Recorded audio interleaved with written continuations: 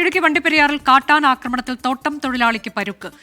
അന്തോണി സ്വാമിക്കാണ് പരുക്കേറ്റത്. ഇദ്ദേഹത്തെ കോട്ടയം മെഡിക്കൽ കോളേജിലേക്ക് മാറ്റി. രാഹുൽ വിജയൻ വിവരങ്ങളുമായി. രാഹുൽ, എങ്ങനെയാണ് ഇദ്ദേഹത്തിന്റെ ആരോഗ്യനില?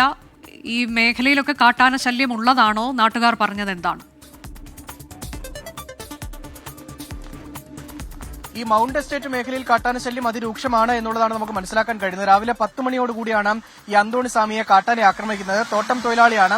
ആ കാപ്പിത്തോട്ടത്തിൽ ജോലിയെടുക്കുന്ന ആളാണ് ഈ അന്തോണി സ്വാമി. ഭക്ഷണം കഴിക്കുന്നതിന് വേണ്ടി ഇറങ്ങി മാറിയതായിരുന്നു. ഭക്ഷണം കഴിച്ചതിന് ശേഷം റോഡിൽ നിൽക്കുമ്പോൾ ഈ കാപ്പിത്തോട്ടത്തിൽ നിന്ന് തന്നെ കാട്ടാന ഇറങ്ങി വരികയായിരുന്നു. കനത്ത മഞ്ഞ് ആ മേഖലയിൽ ഉണ്ടായിരുന്നു. മഞ്ഞ് കാരണം ആന വരുന്നത് കണ്ടില്ല. തൊട്ടടുത്തെത്തിയപ്പോഴാണ് കണ്ടത്.